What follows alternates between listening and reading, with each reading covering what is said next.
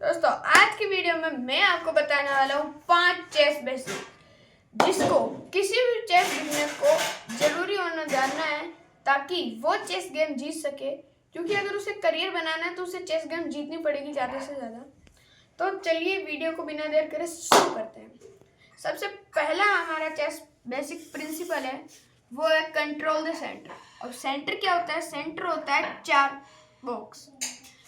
कौन कौन से होते हैं? D5, D4, E4, E5। ये जो 4 है बॉक्सेस, ये जो 4 स्क्वायर्स है, ये होता है सेंटर। सेंटर को कंट्रोल करना बहुत ही जरूरी होता है गेम के अंदर। और एडिशनल सेंटर भी होता है ये 4 स्क्वायर्स के बाद। ये वाले कितने हो गए? 1 2 3 4 5 6 7 8 9 10 11 12।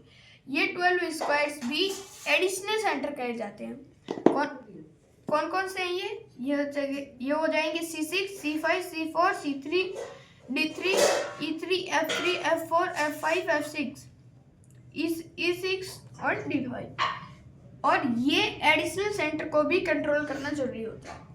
और तो जो ज़्यादा मैन कंट्रोल करना होता है वो इसमें सेंटर को करना होता है। जैसे मान लो आपने मेरी वीडियो देख ली और हम चलेंगे यहाँ पर E4। अब हम एक कदम क्यों नहीं चल रहे? उसमें भी एक प्यादा सेंटर का कंट्रोल हो रहा है, लेकिन बाद में जाना तो आगे है ना प्यादे को। अब शुरू में 2 कदम चल रही तो चलो ना यहाँ चलते हैं। मान लो वो नूब है, वो चलता है यहाँ, तो हमको क्या करना है? यहाँ चलना है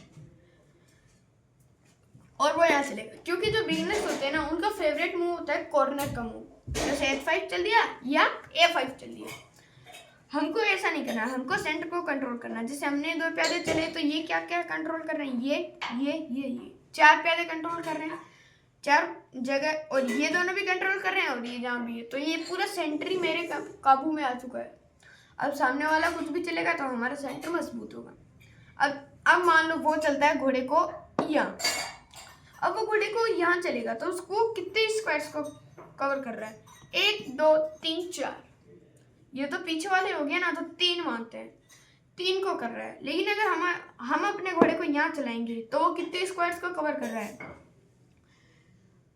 1 2 3 4 5 6 7 स्क्वायर्स को कवर कर रहा है। और ये प्यादे को भी डिफेंड कर रहा है और सेंटर में भी कंट्रोल कर रहा है। तो अगर हम घोड़े को यहाँ सेंटर में, एडिशनल सेंटर में डेवलप करेंगे तो हमारे लिए और भी अच्छा होगा ना। अब मान लो वो चलता है यहाँ पर और हम अगर यहाँ चलते हैं हमारे ऊँट को, तो वो कितने स्क्वायर्स को कवर कर रहा है? 1 2 3 4 5 6 7 8 9 10 11 10 स्क्वायर्स को कवर कर रहा है।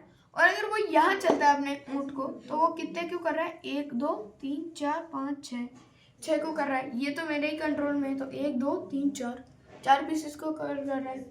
तो ये यहाँ पर ज़्यादा मजबूत हुआ एडिशनल सेंटर में, या फिर यहाँ, तो यहाँ ज़्यादा मजबूत हुआ। तो हमको क्या करना है? एडिशनल सेंटर में ही करना है हमारे बिशप को डेवलप।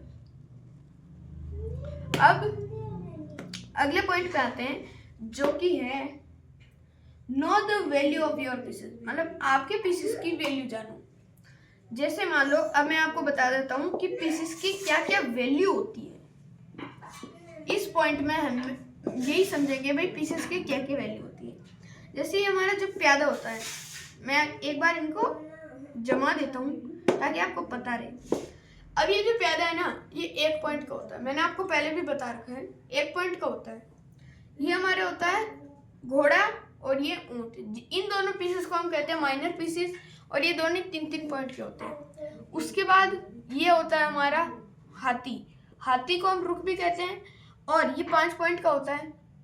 उसके बाद ये रानी है, ये 9 पॉइंट की होती है, सबसे ज़्यादा पावरफुल होती है। वैसे तो सबसे ज़्यादा पावरफुल राजा होता है, क्योंकि इसको मरते तो गेम खत्म हो जाएगा। अब हमको क्या करना है? प्यादे से ज़्यादा प्रायोरिटी देनी है माइनर पीसेस को, माइनर पीसेस से ज़्यादा देनी है हाथी को, और सबसे ज़्यादा प्रायोरिटी देनी है क्वीन को। अब हम बात करते हैं अगले पॉइंट की। तो अगला पॉइंट है हमारे when to trade your pieces. आपके पीसेस को ट्रेड कब करो? जैसे मान लो आपका जा रहा है, आपके 2 पीसेस जा रहे हैं, दोनों माइनर पीसेस, और सामने वाले का जा रहा है हाथी और प्यादा। पॉइंट्स में देखो 3 3 1 5 6 हुए। लेकिन अगर आप इन दोनों को ढंग से गेम में जोड़ के रखते हो मिडल गेम में, तो ये दोनों इन दोनों से ज़्यादा ताकतवर है। ये दोनों इनको काबू में कर सकते हैं। मतलब ये अगर आपको ये देने पड़े और सामने वाले की ये मिल रहे हो तो कभी भी ट्रेड मत करो। और अगर सामने वाले के ये दोनों मिल रहे हैं और आपके ये दोनों जा रहे हैं तो ट्रेड कर लो मिडल गेम में। एंड गेम में तो ये ज़्यादा कम पावरफुल होता है। सेम रानी के साथ ही होता है। जैसे मान लो दो सामने आपकी जा रही है आपके जा रहे हैं 2 हाथी और सामने वाले की जा रही है क्वीन और प्यादा। तो ये आपके ऊपर डिपेंड करता है भाई आप ट्रेड करना चाहते हो या नहीं। मैं तो ये कहूँगा भाई ट्रेड मत करो, क्योंकि ये जो हाथी है ना, ये दोनों हाथी अगर इनको सही से कोऑर्डिनेट करें, सही से जमा के रखें, तो ये इन दोनों पीसेस से ज़्यादा ताकतवर है। पॉइंट्स तो सेम ही है, इनके भी 10 है, इनके भी 10 है, लेकिन ये अगर इनको ढंग से ज्वाइन करके रखते हो तो ये इन दोनों से भी ज़्यादा ताकतवर है। तो अब आपको समझ में आ गया होगा भाई कब पीसेस को ट्रेड करना चाहिए। अब आपके पीसेस को डेवलप कैसे करना है उसकी मैन स्ट्रेटजी मैं आपको बता देता हूँ अगले पॉइंट में। तो कैसे करना है, आपकी मैन स्ट्रेटजी होगी यहाँ, हो सके तो यहाँ, हो सके तो 3 पॉइंट सेंटर में लाओ। उसके बाद पहले घोड़े निकालो, बिशप्स को पहले मत निकालो, पहले घोड़े निकालो। एक घोड़ा निकाल लिया, उसके बाद बिशप निकाल सकते हो। उसके बाद ये से यहाँ, मतलब एडिशनल सेंटर में आपको ज़्यादा से ज़्यादा पीसेस रखने हैं और मेन सेंटर में ज़्यादा से ज़्यादा प्यादे रखने हैं। उसके बाद आप कैसलिंग कर सकते हो। एक पॉइंट सब, मतलब आप जितना जल्दी हो सके ना उतना जल्दी आप कैसलिंग करो, भले चाहे वो लॉन्ग कैसल करो चाहे वो शॉर्ट कैसल करो। उसकी भी मैंने वीडियो बता रखी है, वो भी आप देख सकते हो मेरे चैनल से। उसके बाद आप क्वीन को यहाँ डेवलप कर सकते हो, रुक को यहाँ ला सकते हो, इस रुक को यहाँ ला सकते हो, ओपन फाइल्स पे प्यादे को यहाँ बढ़ा सकते हो। मतलब आपकी मैन स्ट्रेटजी क्या है, प्यादों को मैन सेंटर में रखो, मैन सेंटर को प्यादों से कंट्रोल करो, एडिशनल सेंटर में हमारे माइनर पीसेस रखो, कैसलिंग कर लो, रुक्स को यहाँ ले आओ, रानी को यहाँ ले जाओ। उसके बाद आप गेम प्ले आराम से कर सकते हो। तो अब आपको ये भी समझ में आ गया होगा भाई कैसे, ये आपको मैन स्ट्रेटजी समझ में आ गई होगी भाई कैसे पीसेस को डेवलप करना है। अब बता देता हूँ लास्ट पॉइंट, किंग सेफ्टी। आपको क्या करना होता है, किंग को सेफ कर रखना होता है। क्यों?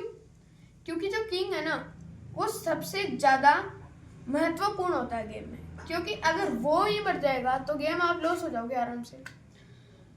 एक और बात, F2 योर स्क्वायर और F7, ये जो स्क्वायर गेम में सबसे वीक होते हैं। मेरी तरफ से ये वीक है, ब्लैक की तरफ से वीक है, क्योंकि इनको सिर्फ राजा कर बचा रहा है और अगर इन पे 2 पीसेस से अटैक होगा तो भाई ये तो किंग के लिए गड़बड़ की बात है।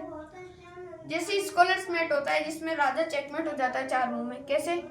वाइट की तरफ से होता है E4, वो चलता है E5, फिर चलेंगे यहाँ, मान लो कुछ भी रैंडम चलता है, तब रानी को यहाँ चलते हैं। अगर उसको पता लग गया भाई ये चेकमेट होने वाला है, उसने मेरी वीडियो देखी है, मेरी तो वो चलेगा, यहाँ चलेगा, फिर हम यहाँ चलेंगे, वापस हो रहा है चेकमेट तो वो यहाँ पर चलेगा।